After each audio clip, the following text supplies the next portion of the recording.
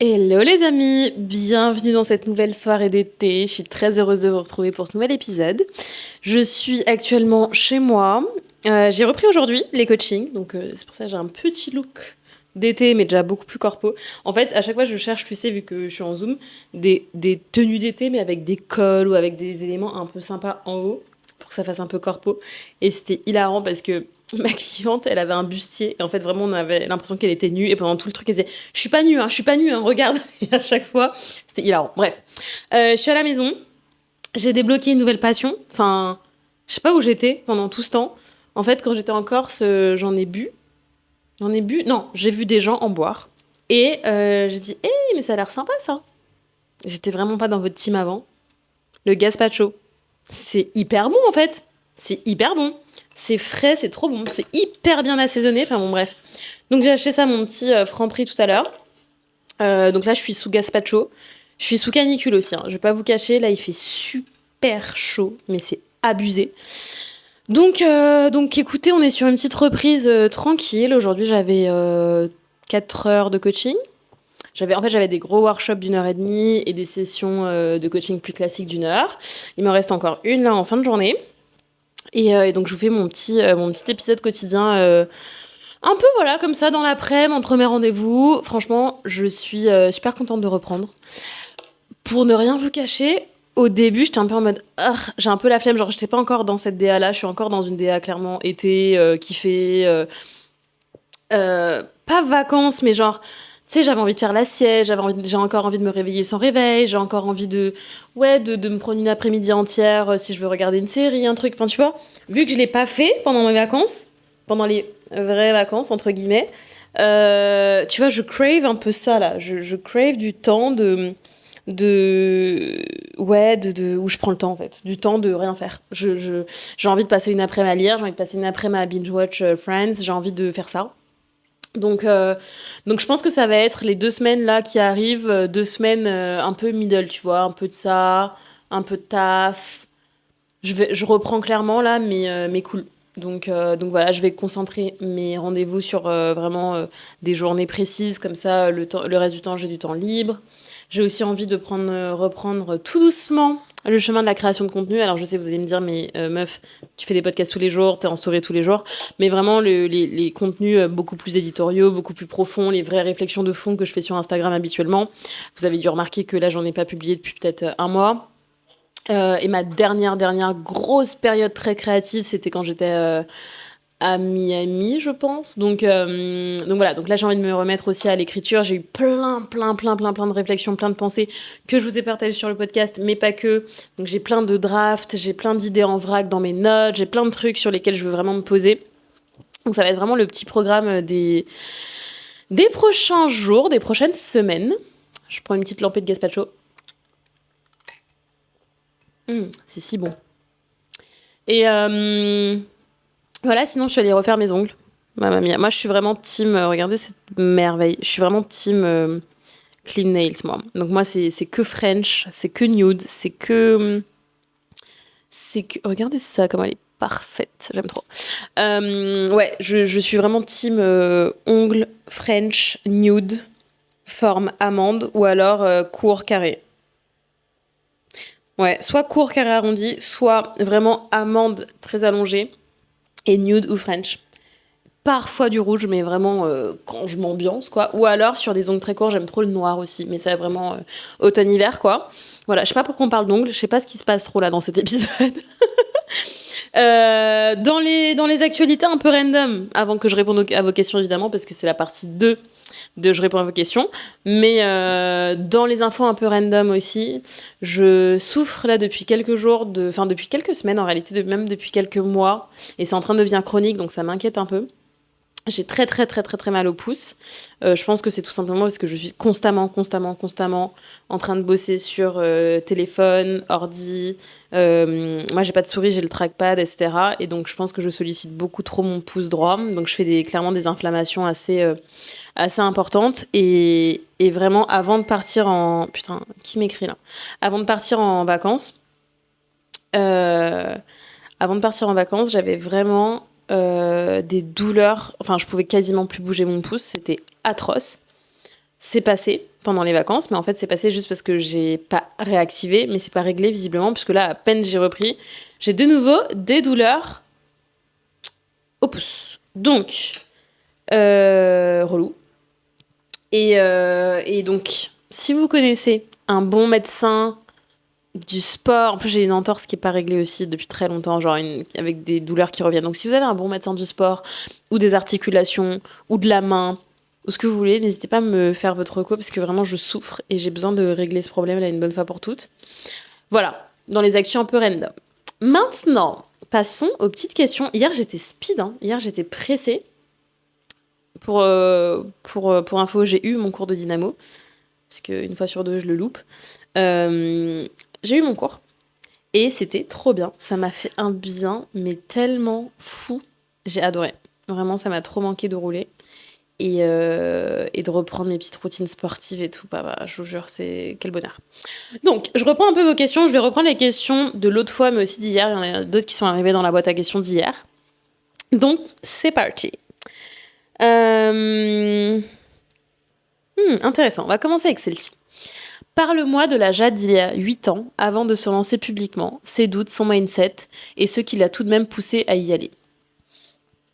Alors, la Jade d'il y a 8 ans, elle a quel âge ? La Jade d'il y a 8 ans, elle a 25 ans, donc j'ai 25 ans. Je sais pas si tu as choisi ce chiffre au hasard ou si tu es une abonnée de très longue date qui a suivi un petit peu. Mais il y a 8 ans, je viens de revendre Holly, qui était ma boîte d'avant dans le secteur de la beauté. J'avais ouvert un concept de bar à brushing à Paris. Et sachant qu'à la base, je viens pas du monde de la beauté, etc. Mais j'ai toujours été entrepreneur, donc j'ai eu plusieurs projets.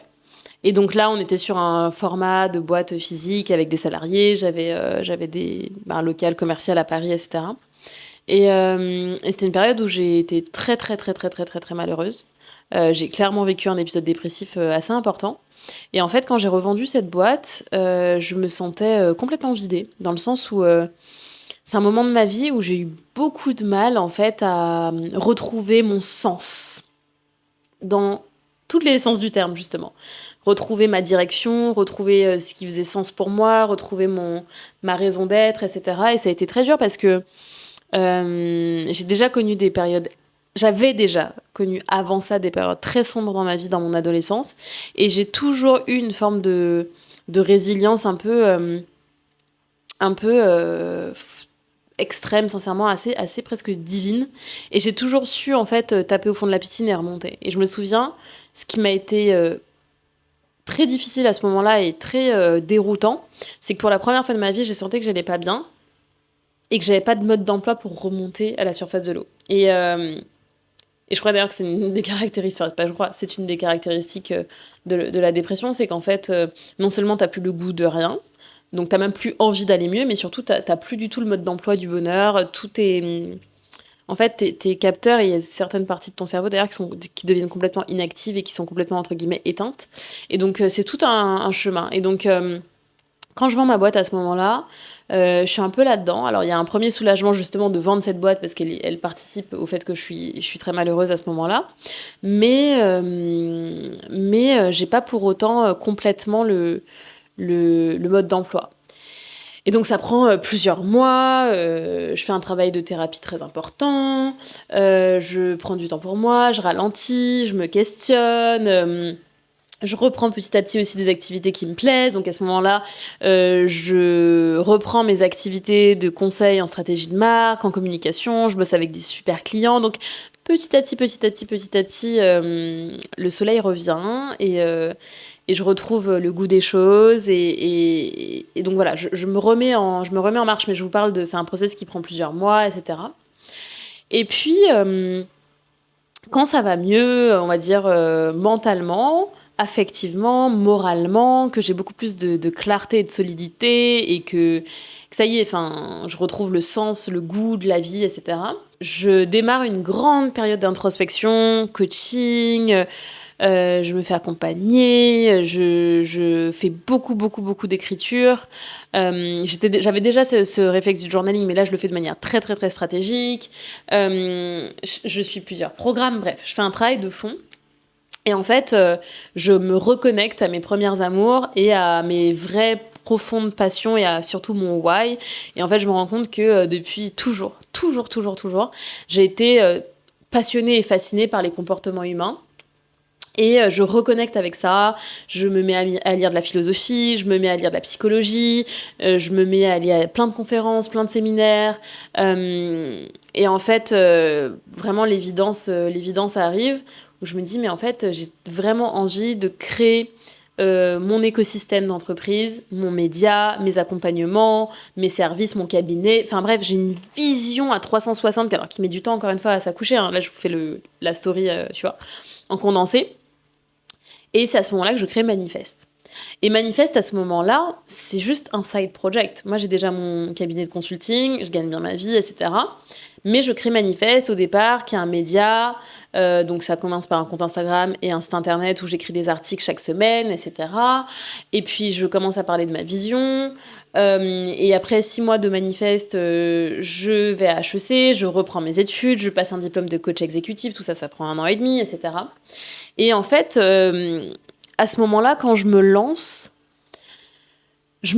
parce qu'en fait, mon désir de partager, de témoigner et d'éclairer la route des autres est immensément plus grand que n'importe laquelle de mes peurs, n'importe lequel de mes doutes et n'importe laquelle de mes insécurités. C'est-à-dire qu'en fait, à ce moment-là, je suis tellement, mais tellement connectée à mon why, tellement en lien avec ma zone de génie, avec mes compétences, avec ce qui me met en joie, avec mes états de flow, avec ce qui aussi fait naître chez moi le goût de l'apprentissage, le goût du progrès, le goût de l'excellence. Je suis tellement connectée à ça, je suis tellement dans ma puissance à ce moment-là, mais pas la même puissance que j'ai aujourd'hui. C'est pas une puissance incarnée, déployée, qui a accouché, mais c'est une puissance de devenir. C'est un goût du devenir, c'est un goût du progrès. C'est putain, je sens que là je suis à ma place, je sens que là je suis sur mon chemin. Pas celui que j'ai pris pour faire plaisir aux autres,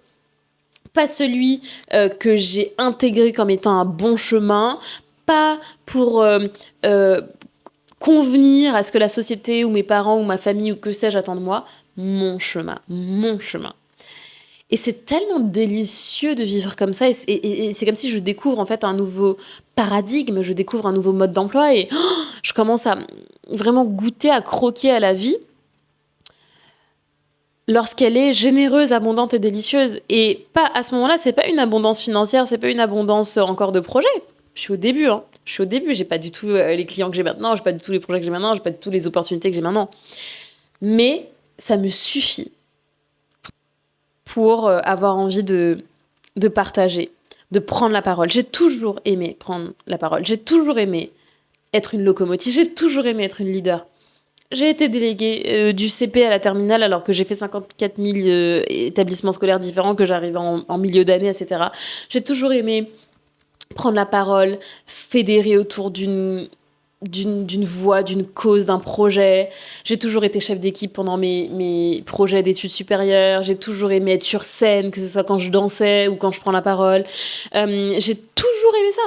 Et en fait, je pense que pendant longtemps, je n'ai pas assumé ça parce que j'ai peut-être associé ces goûts-là à quelque chose de négatif, comme peut-être de l'arrogance, ou la meuf qui voulait attirer la lumière sur elle, ou la meuf qui voulait briller plus que les autres. Mais en fait, le point de départ, ça n'a jamais été ça. Le point de départ, c'est juste que ça me mettait en joie, et que ça me met en joie, et que ça me nourrit, et que ça me fait plaisir, et que j'ai envie de changer le monde de cette manière-là, j'ai envie de contribuer au monde de cette manière-là. Je suis venue au monde, si tout va bien, j'espère peut-être vivre 80 ans, 85 ans, et j'ai envie de faire de cette expérience, de ce passage sur Terre, quelque chose de significatif et de signifiant pour les autres. Et en fait, moi, c'est ça ma contribution. Ma contribution, c'est ça. Et quand j'ai compris, que j'ai connecté à ma contribution, j'ai eu envie de le crier sur tous les toits, j'ai eu envie de partager, j'ai eu envie de rassembler, j'ai eu envie de meet my people, tu vois, j'ai eu envie de créer ma tribu, j'ai envie de connecter avec d'autres femmes qui me ressemblent, avec d'autres personnes qui pensaient comme moi, ou en tout cas qui se retrouvaient, qui pouvaient relate, qui pouvaient s'identifier à ce que j'avais envie de dire. J'avais envie de donner de la puissance, du pouvoir, de la lumière, de l'autodétermination, de la volonté, de la motivation, de l'énergie, de la clarté à des femmes qui s'étaient peut-être posé les mêmes questions que moi, qui avaient vécu les mêmes épreuves que moi, qui venaient peut-être de la Martinique ou d'une autre petite île comme moi, ou d'une petite région de France, que sais-je. Et j'avais juste envie, en fait. J'avais juste envie, mais tellement envie, mais pas une envie égotique, une envie du cœur, une envie de l'âme. Et c'est ça qui m'a poussée. C'est ça qui m'a poussée. En fait, c'est vraiment cet amour pour ce que je fais, cet amour des autres. Et là, on revient aux valeurs. Amour, liberté, intelligence, beauté, sincérité, mon socle de valeurs ultime, j'avais envie de porter cette vision, j'avais envie de parler de mon éthique, de mes questionnements existentiels, et je me suis dit, mais si je me les pose, mais c'est sûr qu'il y a peut-être aussi d'autres personnes qui se les posent, ces questions, et j'ai envie de faire ressentir aux gens qui sont pas seuls, parce que moi, je me suis sentie tellement seule dans ma vie, tellement seule avec mes questions, tellement seule avec mes angoisses, tellement seule avec mes rêves aussi. Moi, j'ai toujours été une rêveuse, ambitieuse, à vouloir être la Oprah française, à vouloir être la Carrie Bradshaw, à vouloir être tellement de choses. Et je me suis dit, mais c'est sûr qu'il y a d'autres personnes qui rêvent de ça aussi, ou en tout cas qui résonnent avec ça. Et c'est universel, et à la fois, j'embrace mon unicité, et tout en ayant la conscience que c'est universel et qu'on se tient tous la main par des besoins et des rêves et des désirs ardents et des cœurs qui battent, tu vois. Donc, en fait, c'est tout ça, le mindset de la Jade d'il y a 8 ans. Et en réalité, c'est le même qu'aujourd'hui. C'est juste qu'entre-temps, il s'est passé 8 ans, et c'était 8 ans d'action, d'engagement, d'échecs, d'erreurs, de se relever, de recommencer, jour après jour, semaine après semaine, mois après mois, année après année. Et je sais que ça, parfois, ça touche beaucoup les gens qui m'aiment le plus. C'est entre guillemets à quel point je me bats pour créer une réussite qui soit vraiment une réussite singulière, sans jamais trahir mes valeurs, sans jamais céder à la tentation du putaclic, des coups bas, des charques, des trucs nuls et moches qui sont contre tout ce en quoi je crois, et contre mon éducation profonde, et contre ce que mes parents m'ont transmis comme valeur, comme vision de la Terre, du monde, de l'humain. Et forcément que ça me coûte. C'est plus long, c'est plus dur, c'est un parcours beaucoup plus résilient. Parfois je m'essouffle, parfois je doute, parfois je trouve ça injuste, parfois je me compare, bien sûr, mais en fait, c'est ça ou rien pour moi. C'est ça ou rien. Et entre la Jade d'il y a 8 ans et la Jade de maintenant, en fait, il n'y a rien qui a changé fondamentalement. La seule chose qui a changé, c'est qu'entre-temps, j'ai fait, et je m'accroche, et je m'accroche, et je m'accroche. Et donc, forcément, au bout d'un moment, tu récoltes. Tu récoltes. Et je vous le dis tout le temps, la vie, elle est cyclique. Et en fait, tu ne peux pas être tout le temps dans un temps de récolte. C'est-à-dire que tu dois accepter qu'il y a des temps de gestation, il y a des temps de préparation, il y a des temps d'engrais, il y a des temps où tu remues la terre, il y a des temps où tu replantes encore des graines. Et puis il y a des temps pour que les graines, elles poussent et qu'elles fassent un bel arbre. Et enfin, après, il y a le temps de la récolte. Bien sûr que, pour continuer la métaphore, tu peux faire grandir tes fruits en serre, avec des tonnes de pesticides, d'engrais, des lumières, et ils vont pousser plus vite, tes fruits. Mais est-ce qu'ils auront le même goût? Le même sens, la même valeur? J'ai la conviction que non. Et je me suis toujours dit que je préférais vraiment une réussite qui me ressemble, dans tous les sens du terme, qu'une réussite extérieure, factice, fabriquée, mais qui, quand je la goûte, quand je croque le fruit, n'a pas cette saveur. Parce que je sais que peut-être j'aurais fait des coups bas, trahi, été moche moralement, été moche d'un point de vue éthique pour y en arriver là. Et ce fruit, il serait dégoûtant, il serait acide et il serait amer. Et c'est pas ce que je veux. Parce que je vous ai déjà dit que je veux une vie grandiose et délicieuse. Et dans une vie grandiose et délicieuse, il y a le fait de croquer des fruits qui soient juteux et délicieux. Et pour moi, ça s'accompagne en fait d'une réussite qui est ancrée dans mes valeurs. Voilà. Très longue réponse à une question, mais qui était tellement belle, et merci de m'avoir permis d'accoucher de tout ça. Ça me fait beaucoup de bien de repenser à la Jade d'il y a 8 ans. Alors, j'ai une autre question, c'est être le personnage principal de ta vie, entre parenthèses, c'est positif pour moi, est-ce que ça t'a fait perdre des relations? C'est une très bonne question. Je crois que oui, parce qu'en fait, au fond, être le personnage principal de sa vie se résume, à mon sens, à profondément s'écouter et se respecter dans sa vérité. Et quand tu es profondément à l'écoute de toi et dans un respect profond de tes besoins, de tes valeurs, mais aussi de tes désirs et de tes rêves, eh bien, tu ne peux pas relationner avec tout le monde. Et donc, en étant vraiment, vraiment, vraiment le personnage principal de ma vie, en me mettant vraiment au centre, non pas de manière individualiste et égoïste, mais vraiment avec amour et sincérité pour moi-même et vis-à-vis de moi-même, bah, j'ai forcément décidé de mettre fin à des relations amicales ou amoureuses. Donc oui, j'ai perdu des relations. Mais parfois, c'était difficile et dramatique, et parfois pas du tout, ça s'est fait dans l'amour. Et donc j'ai perdu parfois des relations, mais pas des liens. Je donne un exemple. Parfois, j'ai peut-être mis une relation amoureuse. Enfin, j'ai arrêté une relation amoureuse, mais j'ai gardé le lien humain qu'il y avait derrière. J'ai gardé l'amitié, le lien, mais vraiment le lien. J'ai même pas envie de mettre d'étiquette amitié, amour, copain, pas copain. Non, c'est le lien de personne à personne, d'humain à humain. Et je crois que ça fait partie de mes. Un peu de mes super pouvoirs. C'est-à-dire que, en fait, je crée vraiment des liens qui sont des liens d'âme, des liens très profonds. Les liens en superficie, vraiment, je sais pas faire. Et donc, quand vraiment quelqu'un rentre vraiment dans mon cœur, etc., c'est très rare que ça soit des pertes sèches, tu vois. C'est pas. Voilà. Parfois, on se perd dans le sens où on va pas se voir tout le temps, on va pas s'écrire tout le temps, on va pas être dans un lien actif, dans une relation active, mais le lien, il est là. Et il est infini, indélébile et indestructible. Donc, oui, bien sûr que ça m'a fait perdre des relations, parfois aussi des liens, mais pas de manière forcément douloureuse, tu vois. Autre question. Comment oses-tu briller et révéler ton magnétisme? Alors merci, parce que du coup, je lis entre les lignes que tu considères que je brille, que j'ai du magnétisme. Écoute, donc merci beaucoup pour ce compliment. Comment est-ce que comment est-ce que j'ose briller et révéler mon magnétisme? Comment est-ce que j'ose? Comment est-ce que j'ose? Tu sais, c'est un peu comment est-ce que tu fais? J'entends la question, mais en fait, comment est-ce que tu oses? Bah, tu oses. Point. Comment est-ce que tu fais? Bah, je le fais. Tu vois ce que je veux dire? Je suis toujours un peu, pas mal à l'aise, hein, mais parce que je la comprends, hein, la question. Je suis en full empathie avec cette question, mais je suis toujours très directe et no bullshit quand il s'agit de ce genre de questions, dans le sens où, bah, comment tu oses? Tu oses. Voilà. Et le problème, c'est qu'on est biberonné avec une idée dans notre société, c'est que ça doit être fluide et joli. Le parcours de réussite ou le parcours de magnétisme ou le parcours de whatever it is, tu vois. C'est-à-dire qu'en fait, j'ai pas dit que j'osais sans peur, j'ai pas dit que j'osais tout le temps dans la grâce, j'ai pas dit que j'osais tout le temps avec facilité. Non, je fais, parfois en trébuchant, parfois de manière imparfaite, parfois la peur au ventre, parfois en transpirant à grosses gouttes, parfois avec le cœur qui tambourine dans ma poitrine, parfois avec difficulté, mais juste je fais, j'ose, point. Et puis j'apprends, on the way. Parfois c'est raté, parfois c'est brouillon, parfois je regrette, parfois c'est bien, parfois c'est super, parfois c'est excellentissime, parfois je brille, parfois je brille pas.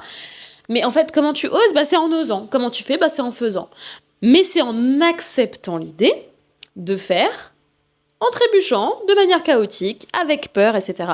Et moi, je crois pas que, en fait, euh, je crois pas à cette notion de fearless, de j'ai pas peur, non, t'auras peur. Mais l'idée, c'est aie peur et fais-le quand même. Feel the fear and do it anyway. Tu vois, c'est vraiment ce truc-là. Et moi, ça, c'est ma philosophie de vie, c'est-à-dire qu'en fait, je fais, et en faisant, je prends confiance en moi, et à force de faire, je prends confiance en moi. Moi, pour vous donner un exemple, le truc le plus difficile pour moi quand j'étais plus jeune, et aujourd'hui qui est limite dans le top 3 des trucs que je fais le mieux, c'est avoir des conversations difficiles et inconfortables. J'étais incapable, mais quand je vous dis incapable, j'étais la people pleaser par excellence. Je fuyais le conflit, je fuyais les conversations délicates et inconfortables. J'étais Miss, je subis parce que pour moi c'est pire de devoir avoir des conversations inconfortables. Mais tout était inconfortable pour moi, même juste dire à quelqu'un non mais tu veux pas plutôt qu'on aille dans ce resto, rien que ça c'était inconfortable. Donc j'étais, mais quand je vous dis une fucking people pleaser, mais pro max, vous pouvez même pas vous imaginer. Et aujourd'hui, Limite, les gens qui me rencontrent aujourd'hui, ce qu'ils diront le plus de moi, c'est que je suis affirmée, que j'ai pas du tout peur des situations ou des conversations difficiles et inconfortables. Genre, c'est dingue, c'est dingue. Quand je vous dis que j'en ai été capable, tout le monde peut en être capable. À condition de faire le travail sur soi, à condition, encore une fois, d'être courageux, de le faire anyway. Et pareil, je vous donne un autre exemple dont j'ai déjà parlé sur Instagram, sur comment oses-tu, le ski. En fait, au début, j'étais nulle. Donc, en fait, le problème, c'est qu'on calibre vis-à-vis de soi des attentes qui sont pas conformes au niveau où on est. Si j'attendais de moi, la première fois que je suis allée skier, un niveau expert, je me serais trouvée merdique, nulle à chier, j'aurais détruit mon estime de moi. D'ailleurs, au début, c'est ce que j'ai fait, c'était horrible, je subissais mes vacances au ski. Mais quand j'étais là, mais attends, meuf, tu peux pas te comparer aux gens qui ont commencé le ski à l'âge de 3 ans et qui, depuis, ils en ont 35, ils sont allés tous les ans. Toi, t'as été 4 fois quand t'étais petite, après t'en as plus fait pendant 25 ans. Calme-toi. Et quand j'ai commencé à faire ça, si vous avez regardé les vlogs au ski et tout qui sont encore dispo sur ma chaîne, quand j'avais fait les vlogs Mars et tout, et maintenant j'adore le ski, je kiffe, j'ai pris des cours, je me suis grave améliorée. C'est cool. Mais parce que j'ai accepté le process qui allait avec. Tu vois ce que je veux dire? Et donc, pour revenir vraiment à ta question, maintenant que j'ai répondu sur comment on ose, c'est en osant, comment on fait, c'est en faisant, comment on s'améliore, c'est en se jetant à l'eau, sur vraiment le côté briller et révéler son magnétisme, je suis absolument convaincue que notre lumière et notre magnétisme vient de la quantité de joie qu'on introduit dans notre vie. En fait, j'ai vraiment la conviction que l'alignement, la joie, le plaisir, nourrir ses besoins, nourrir ses désirs, c'est ce qui rend une femme lumineuse et magnétique. Et ça, comment on l'obtient? C'est en étant fucking unapologetic. C'est en étant sincère, c'est en étant complètement soi-même, c'est en étant libre et fierce et farouche, tu vois. C'est en embrassant vraiment sa singularité, sa personnalité, ses petites spécificités, tout ce que tu penses qui est trop chez toi, qui est pas assez conforme, qui est pas assez docile, qui est trop bizarre, c'est exactement ça qui va te rendre magnétique et attirante et séduisante et convaincante et pertinente. Le problème, c'est qu'on n'est pas du tout éduqué à vivre de cette manière-là. On n'est pas du tout éduqué à apprécier et à valoriser, au sens profond du terme, donner de la valeur à ces parties-là de nous. On a valorisé et on a été éduqué à valoriser ce qui est lisse, conforme et consensuel en nous, encore plus en tant que femme, parce que quand on était des petites filles, c'est comme ça qu'on nous a été éduqués, c'est comme ça qu'on nous a éduqués. Et donc, pour révéler son magnétisme, pour révéler sa lumière et ses talents, on doit d'abord hyper bien se connaître pour identifier quels sont ces talents-là et quelles sont ces zones de génie et ces zones de... tu vois. 2, on doit accepter, je vous ai déjà dit ça plein de fois, de ne pas être comprise, d'être jugée, d'être pointée du doigt. Fuck it! Cette vie, en fait, personne va la vivre à ta place. Fuck it! Tu seras jugée, so what? Je vous ai déjà dit ça, au moment où on se parle là, à l'instant là, où vous écoutez cet épisode, où moi je l'enregistre, il y a des gens, mais c'est sûr et certain, qui sont en train de parler de toi, de moi, dans des groupes WhatsApp, ils sont en train de transférer mon réel, regarde Manzel, regarde cette fille-là, non mais attends comment elle se la pète, non mais attends, regarde, elle a fait ça à ses cheveux. Who cares? Qu'est-ce qu'on s'en tape de ce que ton oncle, ton ex, tes voisins pensent de toi? Ça t'empêche pas de respirer, ça t'empêche pas, au moment où t'écoutes cet épisode, peut-être que t'es en train de marcher, peut-être que t'es en train de te faire ton petit déj, peut-être que t'es en train de te préparer pour aller à un date, peut-être que t'es à la salle de sport. Who cares? Personne va vivre cette vie à ta place, en fait. Donc, tu dois accepter, tu dois faire le deuil, véritablement, d'être comprise et d'être validée par des gens dont, au fond, t'en as rien à cirer. Donc ça, c'est la deuxième étape. 1, bien te connaître. 2, accepter d'être incomprise une fois que tu vas porter au monde tout ce que tu es. Et tu dois être tellement radicalement sincère et unapologétique. Tu vas pas t'excuser d'être qui tu es, de penser comme tu penses, de ressentir comme tu ressens. En fait, à un moment donné, Dieu t'a fait comme ça. Embrace it. Et en fait, tu vas voir que plus tu acceptes qui tu es, et plus tu vas être comme ça. Je vous donne un exemple. Si je passais ma vie à me dire oh là là, mais j'aurais trop aimé être blonde. Oh là là, j'aurais trop aimé être une petite meuf toute menue de 45 kilos. Oh là là, j'aurais trop aimé faire 1m90 et ressembler à une Suédoise. Oh là là, j'aurais trop aimé être une péo parisienne, je sais pas quoi. Oh là là, j'aurais trop aimé être une brésilienne caliente. Oh là là, et j'aurais trop aimé avoir fait ça comme...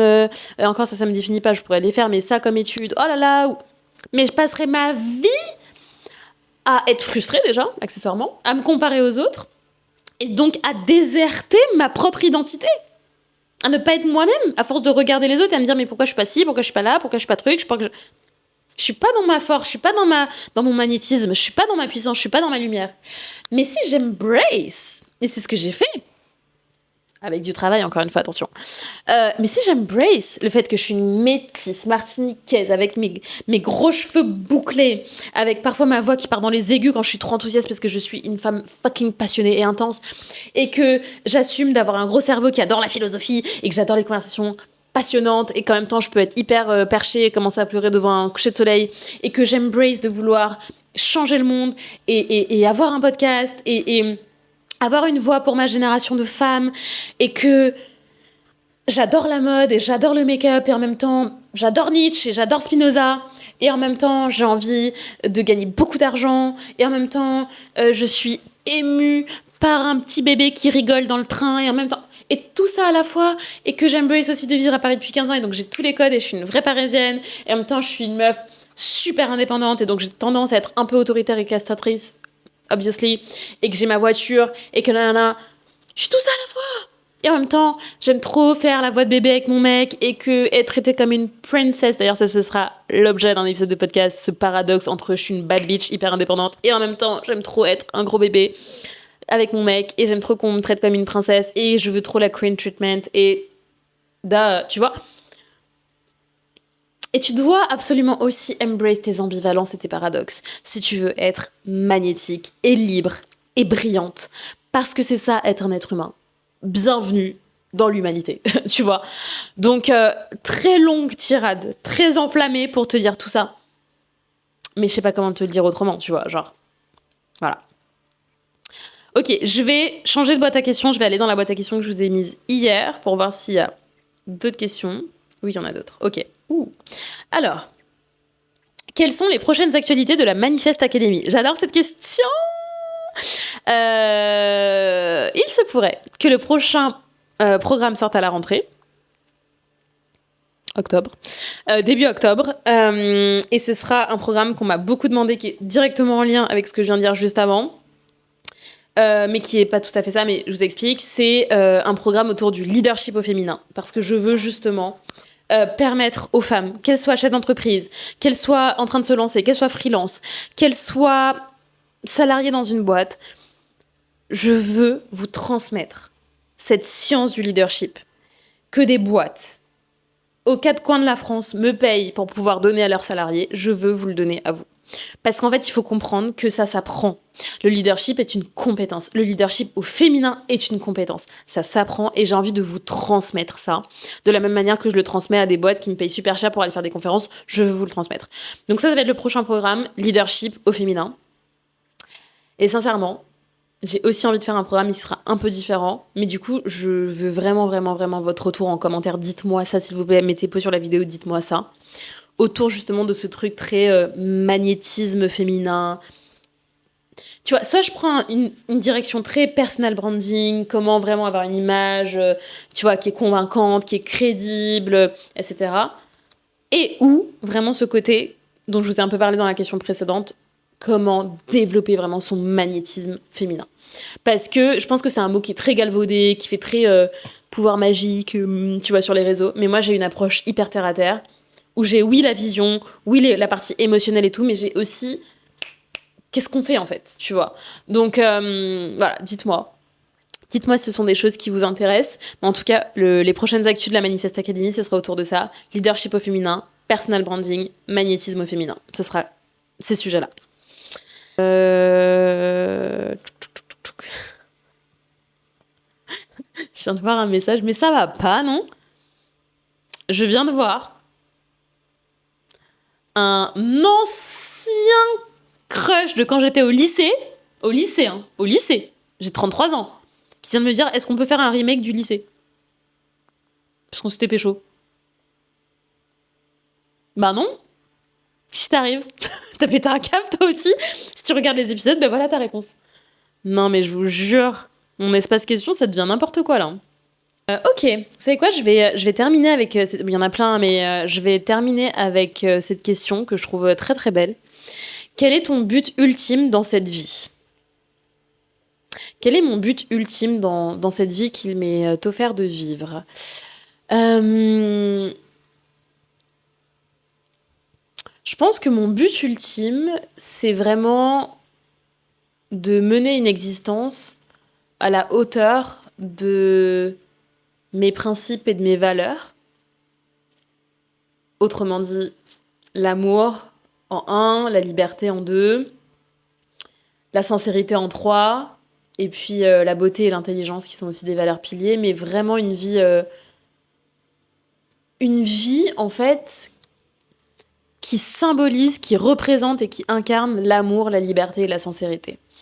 Ça, c'est vraiment quelque chose qui me tient à cœur, ne pas me trahir, honorer ce en quoi je crois profondément, garder un cœur pur et aimant, avoir vécu vraiment dans l'amour, avoir fait mes choix avec cœur, avec intégrité, avec engagement.